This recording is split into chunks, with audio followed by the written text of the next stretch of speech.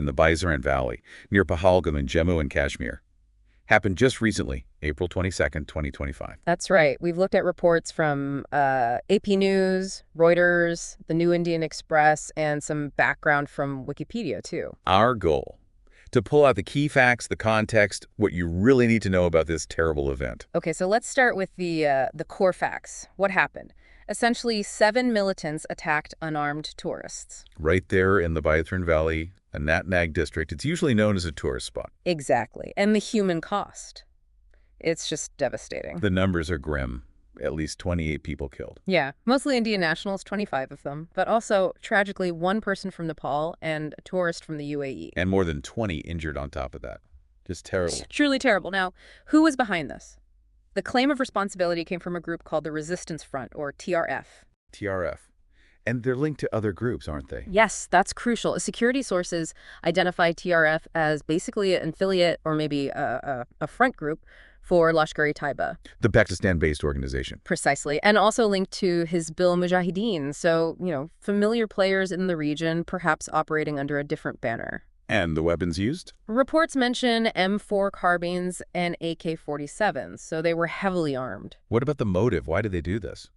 Well, the initial reports, and we should stress initial, suggest the stated motive was opposition to what they see as the settlement of non-local populations in Kashmir. Okay, that's a really sensitive, long-running issue in Kashmir, the demographics and land ownership. Absolutely. It taps into deep-seated political anxieties there. We're also hearing some pretty harrowing details from people who were there, eyewitnesses.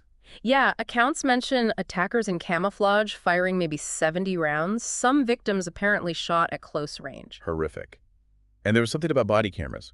Disturbingly, yes. Reports indicate the militants might have used body cams to record the attack itself. Why would they do that?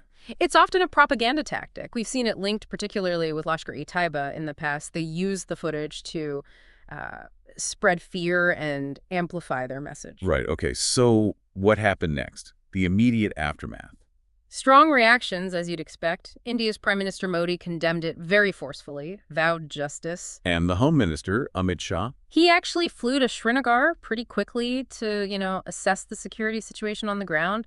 Authorities released sketches of suspects, forces deployed, the usual immediate security ramp up, and the NIA, the National Investigation Agency, is probing it. Okay, standard procedure for major incidents. What about internationally? Widespread condemnation. Leaders from the U.S. President Trump, UK Prime Minister Starmer, Russia's President Putin. And countries who lost citizens, presumably? Yes, absolutely. Nepal and the UAE expressed strong solidarity with India. It shows that sort of global consensus against this kind of violence. But the impact within Kashmir must be huge, especially for ordinary people. Oh, definitely.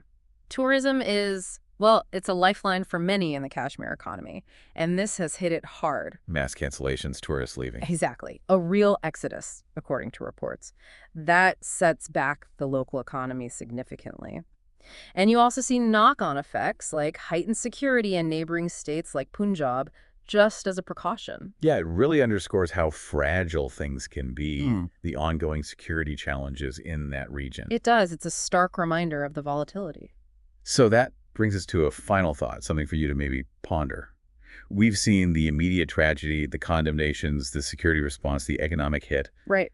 But thinking longer term, when you see this kind of global reaction combined with such severe local economic damage, what are the potential ripple effects? What could be the lasting consequences of attacks like this on stability in the whole region and maybe even on international relations beyond just this one awful event? It's a heavy question, definitely something to think about.